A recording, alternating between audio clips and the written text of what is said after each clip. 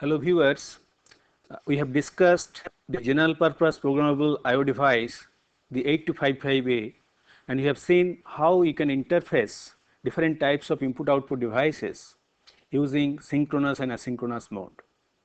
We have also discussed a special purpose programmable display device 8279, which can be used to interface the LED displays.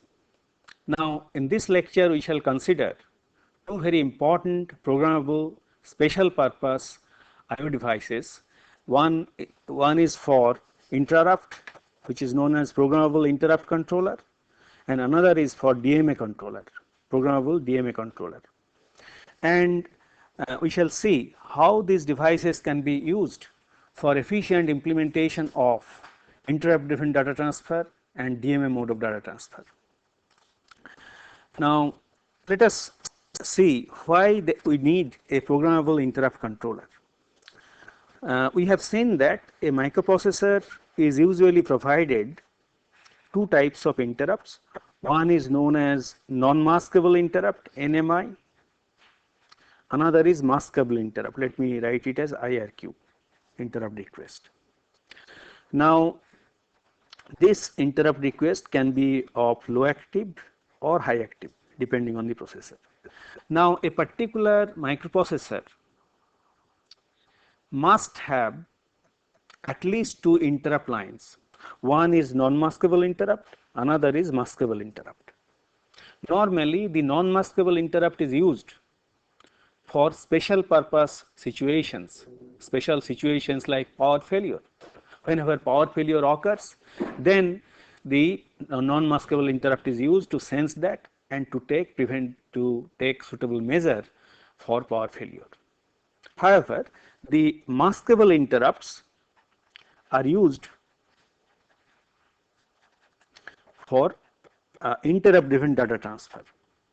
We have seen that in case of 8085 we have a number of maskable interrupts, but in general in most of the microprocessors you will see there is only one maskable interrupt input.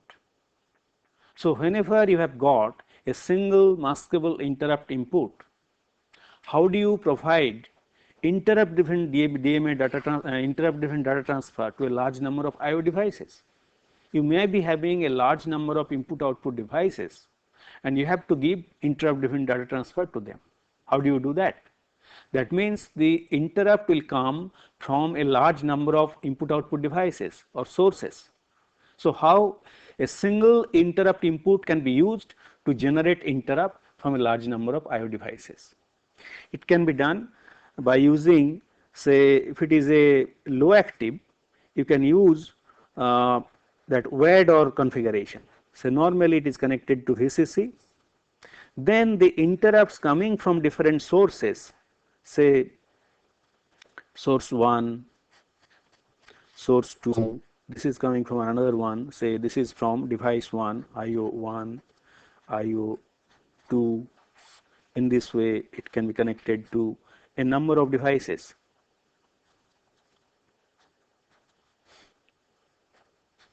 Or say another one, so IO device, IO2, IO3, IO4 and so on.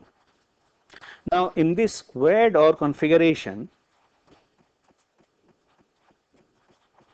as you can see here, if none of the interrupts inputs are active, if none of the lines are 1, that means here it is 0, then this output is high, no interrupt is generated. But if any one of them is active, that means any one of these inputs is high here, then this line will be low. That means interrupt coming from any one of these sources will make this line 0 and interrupt will be generated.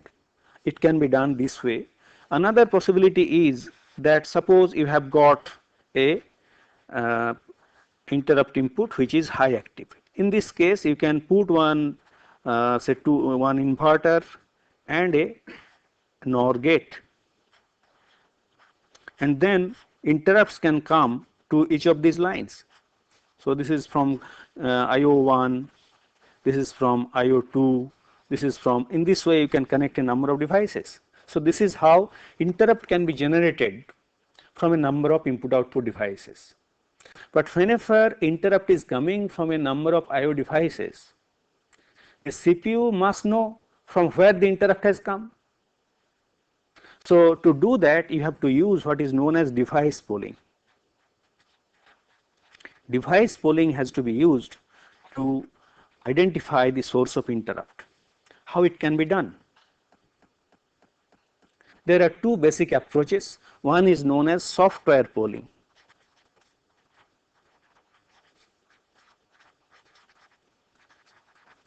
In software pooling, let me explain the software pooling in a little bit detail. Software pooling. In software pooling, what you do, suppose the interrupt, whenever an interrupt comes, normally as we know, suppose the program was executing this main program, and whenever an interrupt comes, suppose interrupt has come at this moment, then after executing the current instruction, it will jump to a interrupt service subroutine, normally interrupt service subroutine. But whenever you have got a large number of interrupting sources, it jumps to, instead of interrupt service subroutine, it jumps to what is known as interrupt level subroutine. So it jumps to a special subroutine known as interrupt level subroutine, ILS. And then this purpose of this interrupt level servicing is to identify the source of interrupt and then jump to a particular interrupt service subroutine. That means you can have a number of interrupt service subroutines corresponding to different interrupts. After this is for interrupts, say interrupt service subroutine 1, interrupt service subroutine 2, interrupt service subroutine N, and so on. After identifying the source of interrupt, it will jump to one of the interrupt service subroutines. Question is, how this interrupt level subroutine identifies the source of interrupt by software means. This can be done by performing, by reading the status from the IO port. We have already discussed the interrupt driven mode of data transfer implemented by using 8255. Here you see PC3 bit, which is representing the INTRA, interrupt acknowledge. Here PC0 for port B, that means your group B. Whenever they are used, these port A and port B are used as interrupt inputs, as input port, and interrupt driven mode of data transfer is used. After a data is latched in, then this interrupt is generated, and this interrupt, whenever the interrupt is generated, as you can see here, interrupt is generated, then this PC3 bit will go high. So the microprocessor can read the port C and find out the value of this PC3 bit, or it can read, whenever it is using port B, it can read PC0 bit. Say you are using 8255, several 8255s. So you can read these bits PC3, PC0 of different programmable IO ports, PPI, programmable peripheral interface devices, or whenever it is used as output device, as you can see here, after you write something, interrupt is generated, interrupt goes low, and whenever interrupt comes, then another write will take place. And in this case, as you can see, by looking at this PC3 bit or PC0 bit, the source of interrupt can be identified. That means the microprocessor will keep on reading the port bit values to identify which particular interrupt bit has become 1, and this can be diagrammatically explained like this. Say here it is. So whenever you have got a large number of IO devices, as you can see, this polling program keeps on checking from that keeps on checking the status of the interrupt line, interrupt bit, this device, this device, this device, and so on. Then by that the CPU can identify the source of interrupt, and this is how this interrupt level subroutine works. But whenever you are having a large number of input output devices, this interrupt level subroutine will take very long time, and this will lead to very long response time. And whenever the microprocessor is used for say real time applications, this long response time may not be desirable. This response time should not be long. Particularly in, you will see that in case of this real time systems, interrupt operation is very important, and the response to that interrupt is also very important. If the response does not come within a very short time, then the real time system will not work properly. So to overcome this problem, you have to use what is known as hardware polling.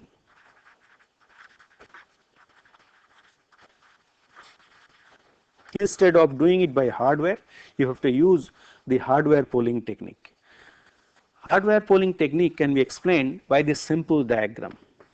Here, as usual, you have got the microprocessor, RAM, ROM, and a number of input output devices. But in addition to this, you have got a special purpose device known as programmable interrupt controller, PIC. And all these IO devices will send the interrupts not to the microprocessor, but it will go to the programmable interrupt controller. Then whenever there is any interrupt from input output devices, either device number 1 or 2 or n, it will receive an interrupt, and this programmable interrupt controller in turn will generate an interrupt to the CPU. Then once the interrupt comes from the programmable interrupt controller, the CPU will generate interrupt acknowledge, INTA, interrupt acknowledge. And whenever this interrupt acknowledge is received by this programmable interrupt controller, this will provide the information to the CPU, the source of interrupt. So source of interrupt will be information will be provided by the programmable interrupt controller interrupt directly to the CPU, and as a result it will lead to a small response time.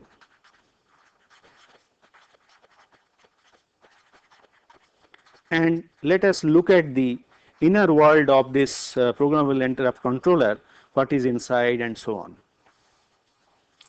This is the popular 8259 programmable interrupt controller, which is used in conjunction with Intel series of microprocessor. As you can see here, this side goes to the microprocessor, and it has got data bus buffer, the tri-state buffers and other things are there. There is read-write logic, where those standard read-write control signals are coming, and one address line is also coming. Then the chip select. Then there is a later on we shall explain about this. You can cascade several interrupt controllers to facilitate a large number of devices, interfacing of large number of devices. This side you have got the control logic. This is interfacing with that microprocessor. It generates that interrupt through this line, and that interrupt acknowledge coming from the microprocessor comes to this input. And this side, the interrupts are coming from 8 interrupting sources. That interrupt request 0 up to interrupt request 7 interrupts are coming from 8 interrupting sources, and it goes to a interrupt request register, and that information is held into this interrupt request register. And there are 2 more registers. Interrupt mask register. This is a programmable register. You can selectively mask any one of these interrupt inputs. So interrupt mask register will hold the information about the interrupt inputs which are to be masked. Obviously this can be done by programming. And the in-service register actually decides the priority and which particular interrupt input should be given higher priority, lower priority and so on. So based on this information coming from this in-service register, coming from this interrupt mask register, coming from this interrupt request register, this priority resolver decides which particular interrupt should be accepted at a particular instant. There may be a large number of interrupts coming in simultaneously, and accordingly it will generate an interrupt. And whenever an interrupt request comes, then this particular device will generate the source of interrupt. Let me explain how it is being done. The sequence of events is shown in this diagram. First of all, one or more interrupt request lines are raised high, setting the corresponding IRR bit. That means first this interrupt comes. Whenever any one of these interrupt line comes, this corresponding bit will be set. And after evaluating the request, the 8259 sends an INT to the microprocessor. That means, as I said, that priority resolver will evaluate the information stored, I mean the interrupt requests coming, the interrupt mask register contents, the in service register contents, and then it will request the control logic to generate an interrupt. That is what is being done. And in response to this, the microprocessor acknowledges the interrupt and responds with an INTA pulse, interrupt acknowledge pulse. This comes. And whenever this comes, after receiving this INTA from the highest priority ISR bit is set. That means a particular interrupt request is accepted and corresponding in service request bit is set, and the corresponding interrupt request register bit is reset. And what the microprocessor does, a call instruction code, as you know that call instruction code is CD. The CD generated on the data bus. The microprocessor generates CD in response to that interrupt acknowledge signal. So normally, as you know, this call instruction is coming from the memory, but in this case the interrupt controller is generating that CD instruction, and whenever this CD instruction comes, as you know, it will be followed by 2 INA cycles, and the lower order bit followed by higher order bit address will be also generated by this microprocessor, by this interrupt controller. So interrupt controller will not only generate a call instruction CD on the data bus, it will also generate 2 more addresses, the lower order byte and higher order byte address on this data bus, which is essentially the vector address for this corresponding interrupting source. And obviously the microprocessor jumps to the subroutine address, and in automatic end of interrupt mode, the ISR bit is reset at the end of the 3rd INA cycle. Otherwise, you have to do it by programming. So this is how it works. Now obviously, it will not work on its own. The user must program it, initialize the programmable interrupt controller, and for that purpose, the interrupt controller is provided with a number of registers, and these are the various registers. There are 4 registers for initialization, which are known as initialization command words: ICW1, ICW2, ICW3 and ICW4. Although there are 4 command words, usually 2 are sufficient in most of the situations. However, there are some situations where you will require 4. Let us see what is provided by this. To access this particular register, what has to be done? This bit, A0 bit, is shown here. A0 bit has to be 0, and these are the data values that you have to write into this register. Obviously, when chip select is 0 and this bit is 0, then it will go to that initialization command word. And what you are doing, you are writing into the register this information: the address A5, A6 and A7, this bit is 1, this stands for level triggered input mode. That means whether the interrupt inputs will be level triggered or edge triggered, that can be set with the help of this. If this is 1, then it is level triggered, otherwise it is edge triggered. ADI stands for address interval. Address interval can be 4 bytes or 8 bytes. That means with the help of these 2 bits, these 2 bytes, as you can see here, A5, A6 and A7, you are providing the 3 bits and 8 bits are here, remaining bits are decided based on the various addresses. How? Let me explain.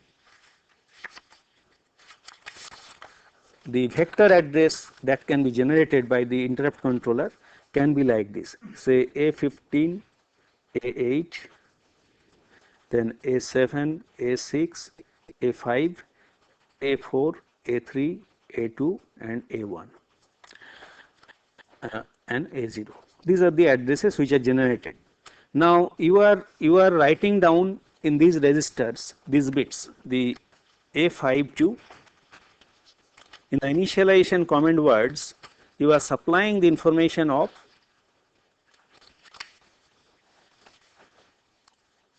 A5 to A15, that means A5 to A15, these bits are provided as part of this initialization command words. Then the remaining bits can start with 0, 0, 0, 0 and it can be 0. Then this is the first address. Second address can be 4 byte apart, 4 byte apart. That means it can be 0, 0, 0, then 0, 0 and the remaining bits will be decided by the program. If the interval is 4 byte, that means for this first interrupt IRQ 0, interrupt request 0, the vector address will be this part and 0, 0, 0, 0, 0. For IRQ 1, interrupt request 1, the address will be this part which is provided and then 0, 0, 1, 0, 0. For the next address, it will be 0, 1, 0, 0, 0, 4 bit wide. That means after 4 bit, 4 locations. On the other hand, if the spacing is interval is 8, then the first address will be 0, 0, 0, 0, next address will be 1, 0, 0, 0 and so on, 8 byte wide, 8 byte after 8 byte locations. In other words, what I am trying to tell, the vector addresses of these interrupts will be higher order bits are provided as part of this initialization command words and lower order bits are automatically generated depending on which particular interrupt is being accessed, I mean is active, and they are spacing, the space between two interrupt input vector addresses can be either 4 locations or 8 locations, that can be decided by program. And SNGL stands for single. It specifies that whether there is a single 8259 or there are multiple 8259. Later on we shall see that in a single system you can have only one 8259 or you can have up to 9 8259. So whenever you have got a single 8259, 8 interrupt inputs it can service. Whenever you are having 9 devices 8259, up to 64 interrupt inputs can be serviced by the interrupt controller. So depending on whether it is single or more than one, then of course these bits are active. I shall explain about these things later on whenever multiple devices are used, then these are necessary. And initialization command words may be required, may not be required. By default it will be it will not be required, but there are some special functions like special fully nested mode, auto end of interrupt. There are some special modes, and whether it is for 8085 or not or 8086, all these things can be specified by these initialization command words, and it will decide whether it will decide some special modes of operations that we shall explain little later. And when all these initialization command words are programmed, then it is ready to accept interrupts and it will perform, it will do whatever I have explained. This sequence of events will take place only after the initializations are done. And also it can, there are some special operation command words with the help of which you can mask some of these interrupts.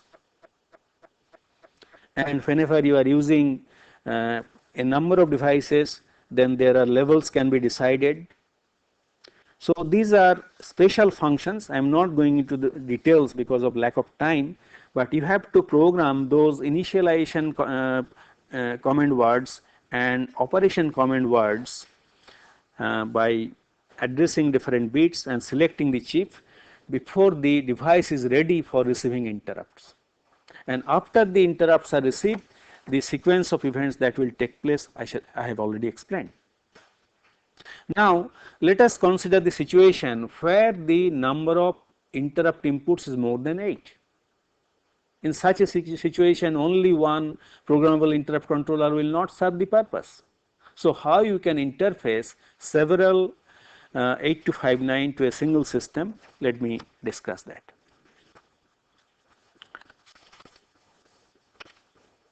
This technique is known as cascading the 8259. So whenever you are cascading 8259, one 8259 will be the master. As it is shown here in this particular system, I have got 3 8259 and one of them is master. 8259A, this one is the master, and to designate a master, this particular pin SPEN, this line is connected to VCC, and whenever this line is connected to ground, then it acts as a slave. So you can see here in this system you have got 2 slave 8259 devices and 1 master 8259 devices. So apart from these pins, what are the other differences? Let us try to understand. You can see here this interrupt is directly going to the interrupt input of the microprocessor. On the other hand, the interrupts lines from the slaves are coming to one of the interrupt inputs of the master. They are not going directly to the microprocessor's interrupt input, but these interrupts are generated by these interrupt controllers are coming to the interrupt inputs of the master instead of going to the directly to the microprocessor. Moreover, you can see here whenever this line is grounded, this CAS0, CAS1, CAS2, these are essentially cascade signals with the help of which these slaves can be addressed. And here these are output so far as master is concerned, and for slaves these are inputs going to all the slaves. Now in this case, as you can see here, what are the total number of inputs? Say we have got 1 master and 2 slaves. You can see here 8 plus 8, 16 plus 6. So you have got 22 interrupt inputs that can be serviced with the help of 3 devices. And let me now explain the operation of this initialization command word, which was shown here, ICW3. You can see here whenever you are using a single device, then this particular initialization command word is skipped, no need for programming. On the other hand, whenever you have got multiple devices, multiple interrupt controllers, then you have to program it. So here S0 to S7. So S0 to S7 designates whether a slave is connected to 0 input, 1 input or not. If a slave is connected, this bit has to be set to 1. If it is not connected, this bit has to be set to 0. So in this way, to all these 8 inputs, you can connect one slave, and whenever you have got 8 such slaves, you can have altogether 8 slaves. That means 8 into 8, 64 interrupt inputs. So by using this programmable special purpose programmable interrupt controller, you can service 64 input output devices. Their priorities and everything can be decided, their interrupt level, priority, everything can be controlled with the help of these devices.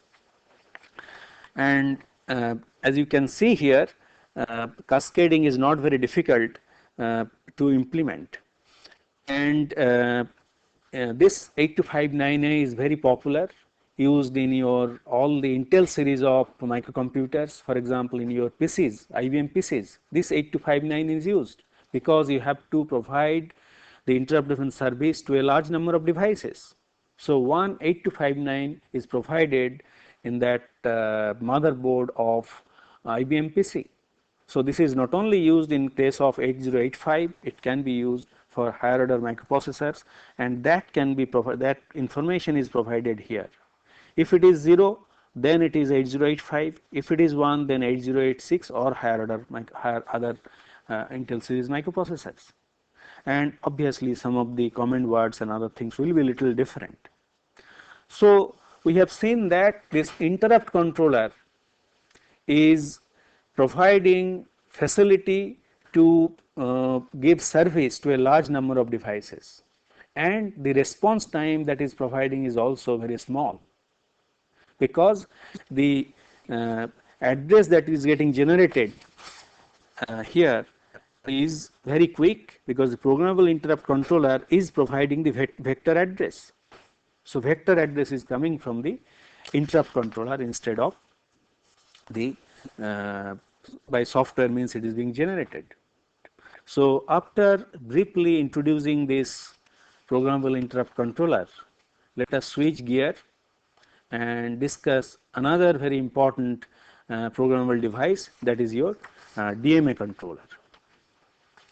We have already discussed the DMA controller mode of data transfer. I have already introduced the basic concept, you know that, and I have explained that you require a DMA controller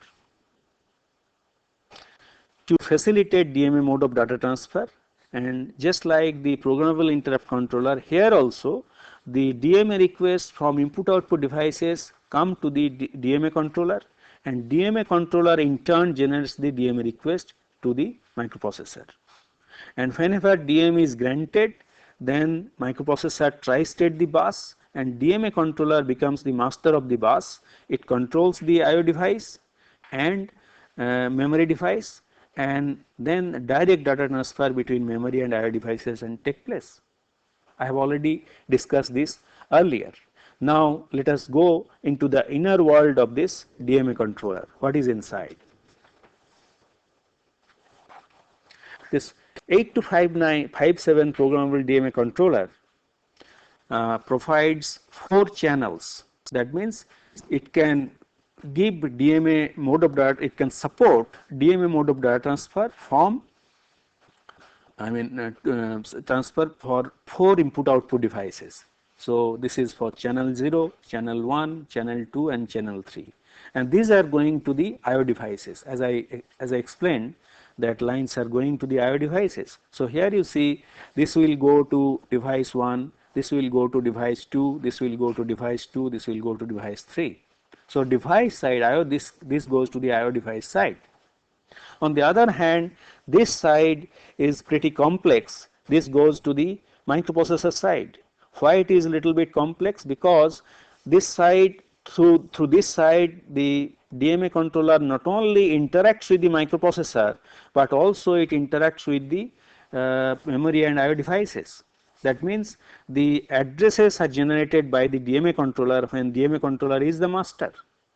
That is why this side is a little bit complex, and it has got the necessary data bus buffer, tri-state buffers are inside it, read write logic with the help of which you can write into various registers provided in each of the channels, and also there is control logic and mode set registers.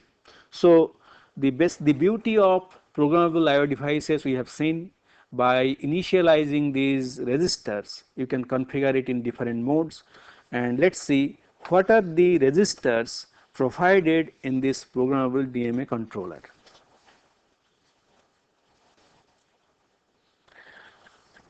In programmable DMA controller, you have got 2 registers in each of these channels. So, which can be accessed with the help of these A0, A1, A2 and A3, which are connected here, A0, A1, A2 and A3. These address along with this chip select will decide chip select has to be low, we will decide which particular register is being accessed.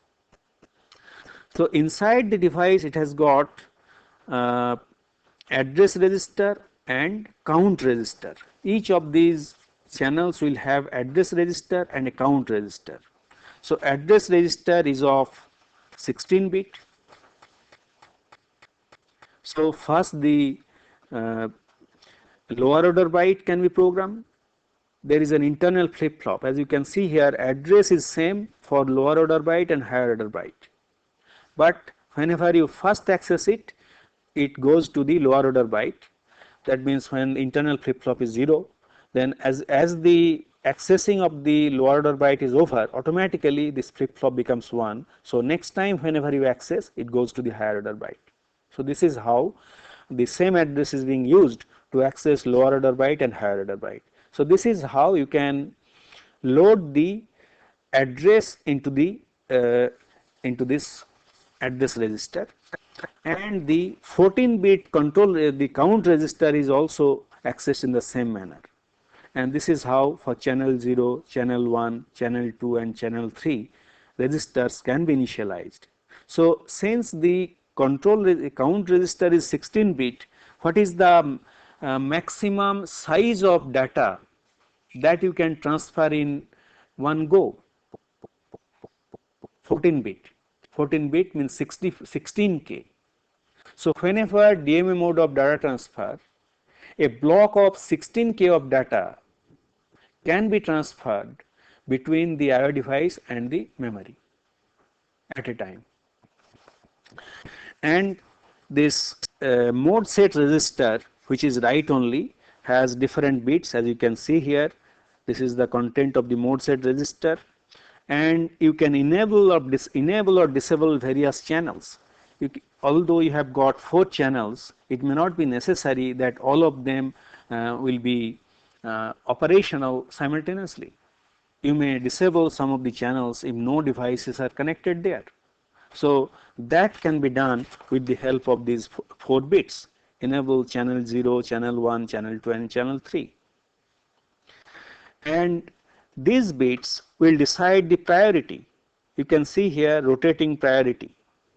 Rotating priority means normally in normal situation the priority will be suppose you have got all the 4 devices are there. That means device 0, 1, 2 and 3. So the channel 0 will have the highest priority, then channel 1, then channel 2 and channel 3. This will have the lowest priority. But what this you may not want. You may want that after channel 0 is serviced, this will have the lowest priority. So in that case it can be rotating like this. Say after channel 0 is serviced, the highest priority device will become the channel 1, or then, and if this is serviced, then it becomes channel 2. So in this way the priority can be rotating priority can be used, and that can be decided with the help of this bit. So the channels can have rotating priority, and then this is your enable extended writing.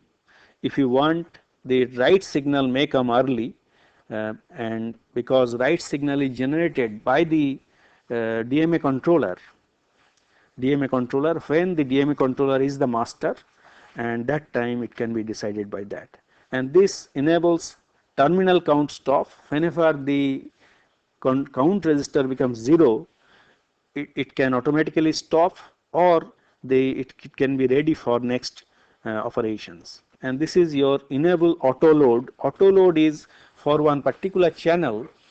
If you want to transfer blocks of data continuously one after the other, then automatically the address register and control register will be loaded from channel 2 to channel 3, and that's how the continuous block of transfers can be, continuously a block of transfer can be performed, and that can be programmed by this.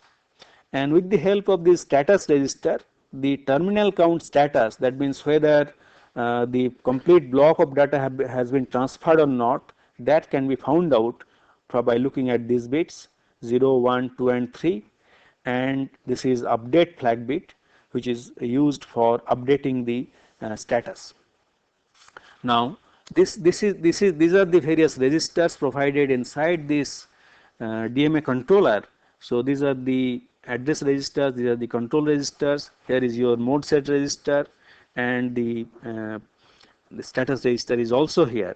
These registers are to be initialized before you start performing DMA mode of data transfer, and after the initialization is done, then the device is ready to accept a request, and whenever a request comes, then it will generate the DMA request to the microprocessor, and after it gets the DMA grant, the DMA controller will generate the address based on the address provided here, and also it will keep on transferring data 1 byte per machine cycle between an IO device and a memory device until the terminal, that control count register becomes 0, and whenever it becomes 0, that terminal count is reached, that we have already mentioned. So in this way 16 kilobytes of data can be transferred in a go with the help of this DMA mode of data transfer. Now question is, how do you interface it to the 8085 microprocessor? Let's see how it can be interfaced to the 8085 microprocessor. This is how it can be interfaced. This is the DMA controller, that 8257,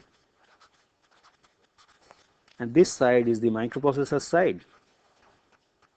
So this is the address bus A8 to 15 coming from the microprocessor, and these are the AD0 to 7 lines, and this is that latch 373 to demultiplex the address.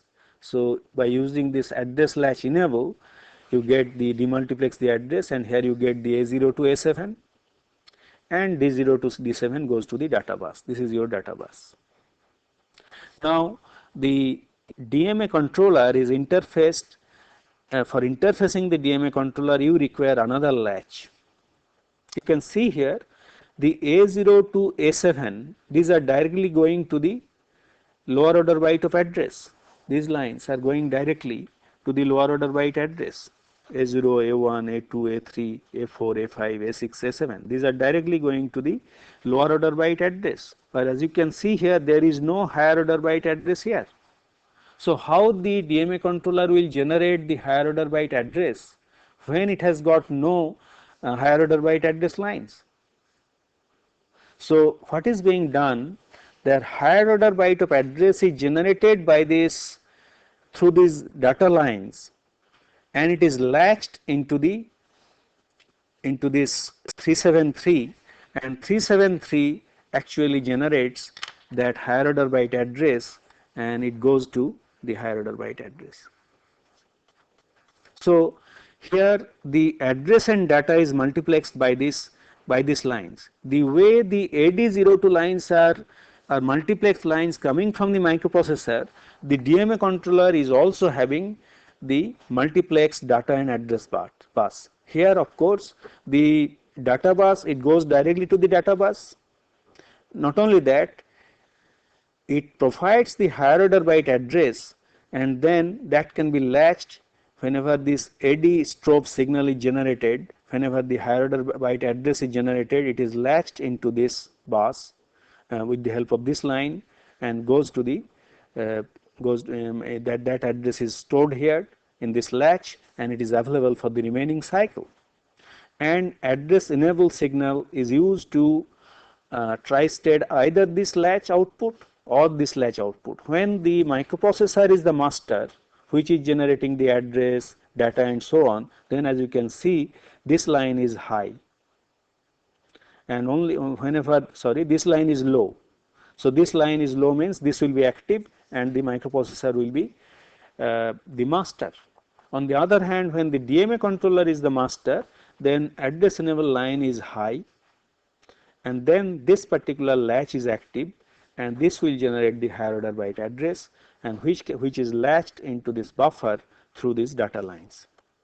And this is the line which is going to the DMA to the microprocessor as DMA request. This is the DMA grant signal coming from the microprocessor, and these are the conventional IO read, IO write, memory read and memory write used for interfacing to the microprocessor side. And this is the chip select. Obviously, you will require a device decoder circuit to generate the chip select, which I have already explained. So you can see here, this is how this this particular device can be used for performing the DMA mode of data transfer, and how this can be interfaced to the microprocessor. This is also explained with the help of this diagram. And as you have seen, it can provide service to 4 channels. Let me summarize what we have discussed today. First of all, we have discussed one programmable interrupt controller, PIC, and PIC can act as a master for interrupt driven data transfer.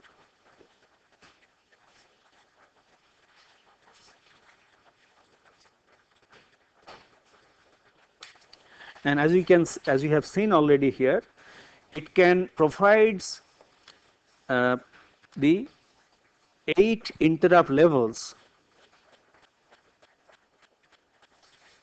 in 8 interrupt levels by a single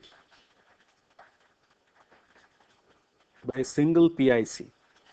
Whenever you are interfacing a single programmable interrupt controller, 8 interrupt levels are provided by the PIC, and it can be extended. It can be extended to 16 interrupt levels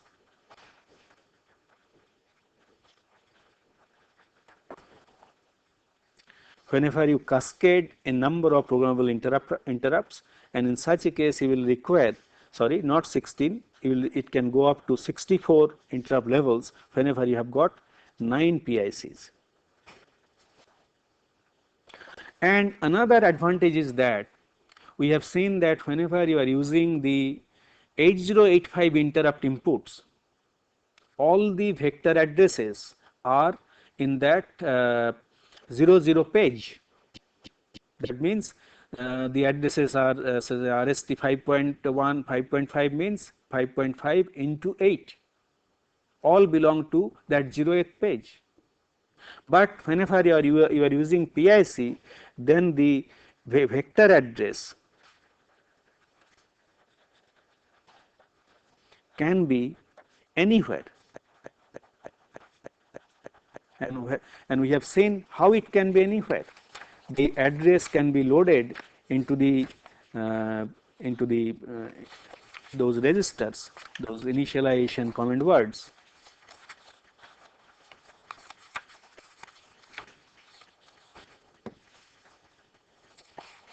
Those initialization command words will be holding these values. So by writing down any value here, you can have the vector address anywhere on the address space.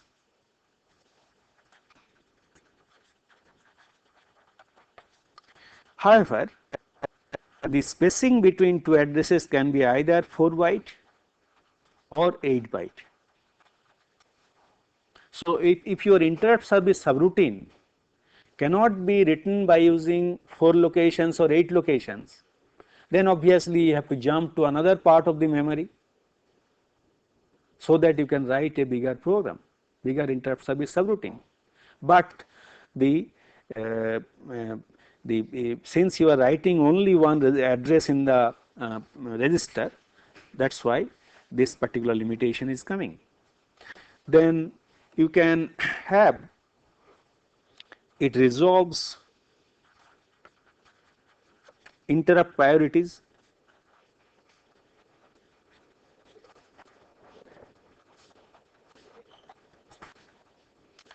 the priorities can be resolved with the help of that.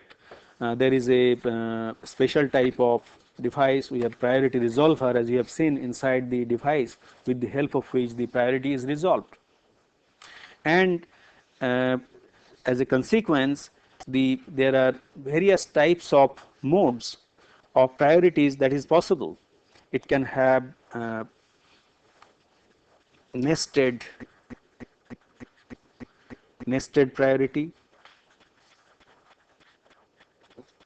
It can have automatic rotating priority.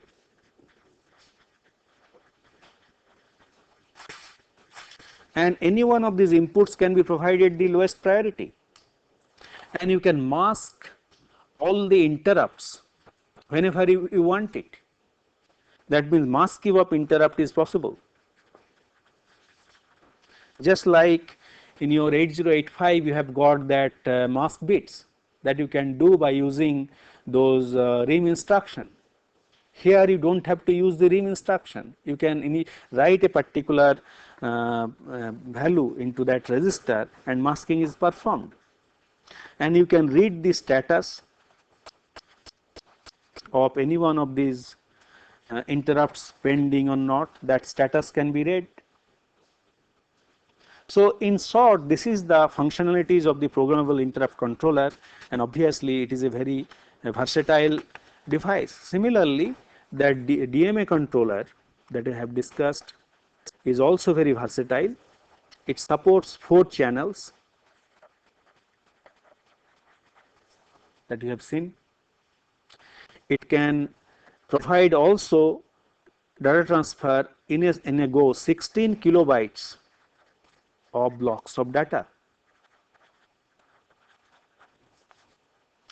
Data can be 16 kilobytes of blocks of data can be transferred between the IO device and the memory devices.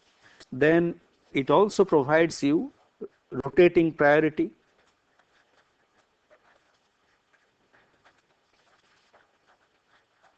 Or fixed priority.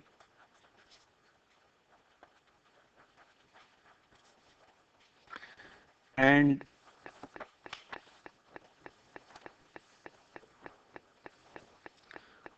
also we have seen that the DMA controller is capable of performing chaining reaction. Chaining means you can transfer blocks continuously. So not once, but continuously blocks of transfer can be performed. Sometimes suppose you have to refresh the display continuously. That refreshing requires continuous updating of data. That also can be performed with the help of these DMA controllers. So in short, these are the functions of this particular DMA controller, and obviously whenever you are building a little powerful system, a PC or server or workstation, you will require these interrupt controllers and DMA controllers. But whenever you want to provide, particularly the interrupt controller is very important whenever you want to provide support to a large number of input output devices, but the microprocessor is provided with only one interrupt input. So we have seen with the help of this programmable interrupt controller and DMA controller how you can support interrupt driven data transfer and DMA mode of data transfer. And in the next lecture we shall discuss about the serial mode of data transfer, and there also we will require another special purpose IO device that we shall discuss in the next lecture. Thank you.